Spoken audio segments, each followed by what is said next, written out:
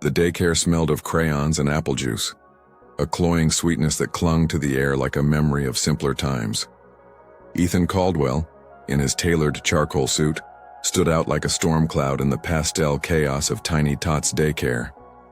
His watch ticked past 6 p.m., the second hand slicing through his patience. He was late. Again. The board meeting had dragged, voices clashing over quarterly projections, and now he was here, in this fluorescent-lit room, scanning for his daughter, Lily. Her blonde curls and gap-toothed grin were his anchor, the one thing that made sense after his wife's death 2 years ago. "Mr. Caldwell," chirped Miss Tammy, the daycare manager, her voice a pitch too bright. She clutched a clipboard, her sneakers squeaking on the linoleum. "Lily's over there by the blocks." She pointed to a corner, where a girl in a purple dress stacked wooden cubes with fierce concentration. Ethan nodded, his jaw tight. He didn't have time for small talk. His phone buzzed in his pocket. Another email from the CFO, probably about the merger. He ignored it and strode toward the girl. "Lily, let's go," he said, his voice softer than he meant. The girl looked up, her eyes wide and unfamiliar. Not Lily's hazel, but a deep brown like polished walnut. Her dress was purple, sure, but the shoes were wrong. Red sneakers, not Lily's sparkly pink ones. His stomach lurched. "You're not Lily." The girl tilted her head, clutching a block. "I'm Mia," she said, her voice small but clear. Ethan's pulse quickened. He scanned the room again, the chatter of kids and parents blurring into a dull roar. Lily wasn't here. He turned to Miss Tammy, who was now across the room laughing with another parent. "Where's my daughter?" he called, his voice sharp enough to cut through the noise. Heads turned. Miss Tammy's smile faltered as she hurried over. "Lily, she was just..." Her eyes darted to the corner, then back to Ethan. "Oh no. Oh dear." She fumbled with her clipboard, her fingers trembling. There was another pickup. A man. Mr. Harper, I think. He signed for a Lily. Ethan's world tilted. "You let a stranger take my daughter?" His voice was low, dangerous, the kind that silenced boardrooms. Miss Tammy stammered, her face paling. "Call the police. Now." The next hour was a blur of sirens and questions. Ethan stood outside the daycare, the evening air biting through his suit. Red and blue lights flashed, painting the parking lot in stark relief. His hands shook as he dialed Lily's emergency contacts. His sister, his neighbor, praying someone had her. No one did. The police officer, a woman with kind eyes and a notepad, asked for a photo. Ethan pulled up Lily's picture on his phone, her in a sunflower dress, laughing at the zoo. His chest ached like it was caving in. "We'll find her, Mr. Caldwell," the officer said, but her voice was too gentle, like she was bracing him for the worst. Ethan didn't respond. He couldn't. His mind raced, every news story about missing kids, every statistic he'd ignored, now clawing at him. He was Ethan Caldwell, CEO of Caldwell Tech, a man who solved problems. But this was a void he couldn't fill. Then his phone rang. An unknown number. He answered, his voice cracking. "Hello? Mr. Caldwell?" A woman's voice, warm, but edged with panic. "My name's Sarah Harper. I think my husband picked up your daughter by mistake." Ethan's knees nearly buckled. "Where is she?" "She's safe. She's with me, at our house." "I'm so sorry. My husband thought she was our Mia. They're the same age, same blonde hair. He didn't realize until he got home. Address. Now." Ethan's tone left no room for argument. The officer overheard, nodding as she jotted down the details. Within minutes, Ethan was in his car, following a police cruiser to a quiet suburb 20 minutes away. The streets were lined with modest bungalows, porch lights glowing like beacons. His hands gripped the steering wheel, knuckles white. Lily was alive. She had to be. The Harper house was yellow with a tricycle tipped over in the yard.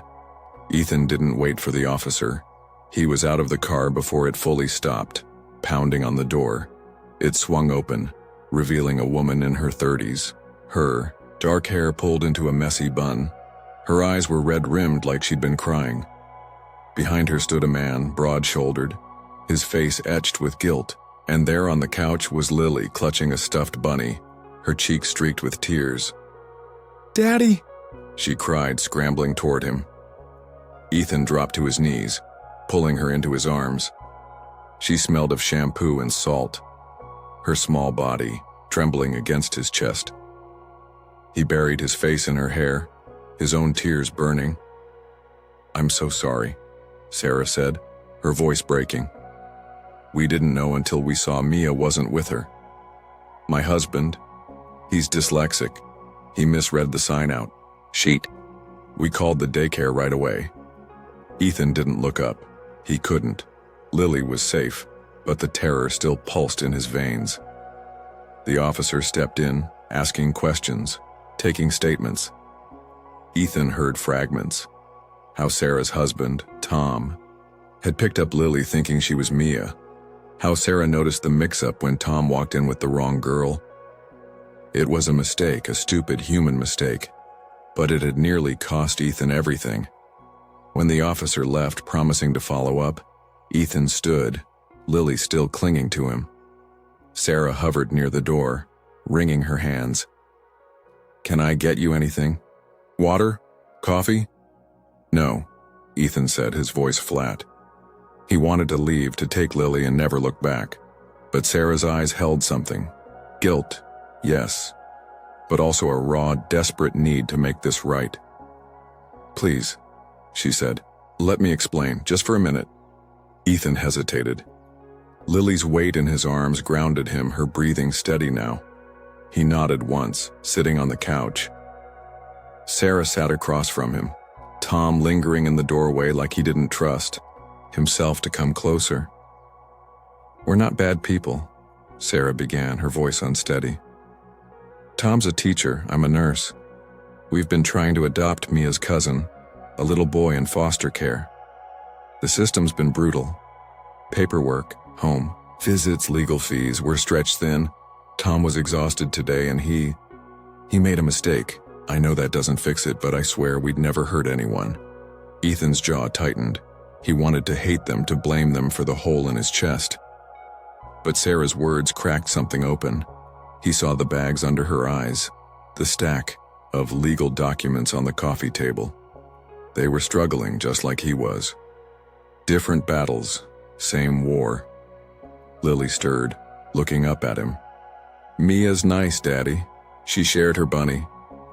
Her voice was small, but it hit like a thunderclap. Ethan's throat burned. His daughter, scared and alone, had found kindness in a stranger. He looked at Sarah, then at Tom, who still hadn't met his eyes. "I'm not pressing charges," Ethan said finally. Sarah's shoulders sagged with relief and Tom let out a shaky breath. "But this can't happen again. Not to anyone." "It won't," Sarah promised. "We're meeting with the daycare tomorrow to fix their system. Double-checking IDs, better training, whatever it takes." Ethan nodded, standing. He needed to get Lily home, to tuck her in and pretend the world wasn't so fragile.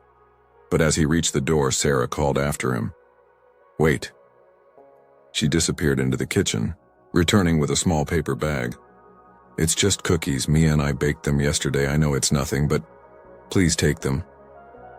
Ethan stared at the bag, the gesture so small it was almost absurd. But something in him softened. "Thank you," he said, and meant it. The drive home was quiet. Lily asleep in her car seat, the bag of cookies on the passenger seat. Ethan's mind churned. He'd built a life on control, schedules, strategies, success. But today had shattered that illusion. A stranger's mistake had nearly taken his daughter, and a stranger's kindness had brought her back. He didn't know what to do with that. The next morning, Ethan woke to Lily's laughter. She was in the kitchen, crumbs on her cheeks, the cookies half-eaten. "They're yummy, Daddy," she said, and for the first time in hours, he smiled. But the weight of yesterday lingered. He couldn't shake Sarah's words, the glimpse of her life, her fight for a child who needed a home. He called his assistant, canceling his morning meetings. Then he drove to the daycare, Lily in tow. Miss Tammy was there, apologetic and frazzled, promising changes. Ethan didn't care about her excuses. He wanted solutions. "I'm funding a new system," he said. "Digital check-ins, photo IDs, real-time alerts. No one gets it wrong again." Miss Tammy blinked, stunned. "That's generous, Mr. Caldwell." "It's not generosity," he said. "It's necessity." He left before she could argue, his mind already elsewhere.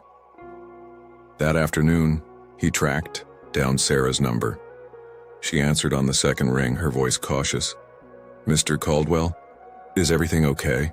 "I looked into your adoption case," he said, cutting to the point. "The legal fees, the delays, I'm covering them. My lawyer will handle the paperwork." There was a long pause, then a choked sob.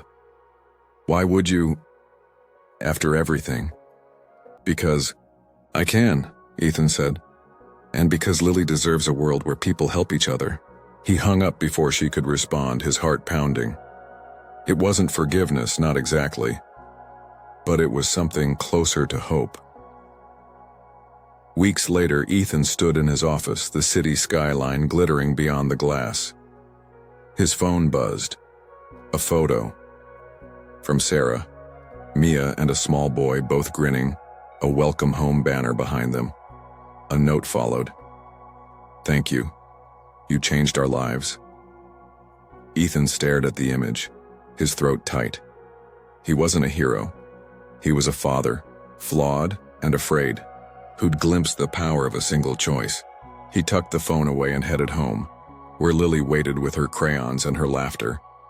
The world was still fragile, still unpredictable.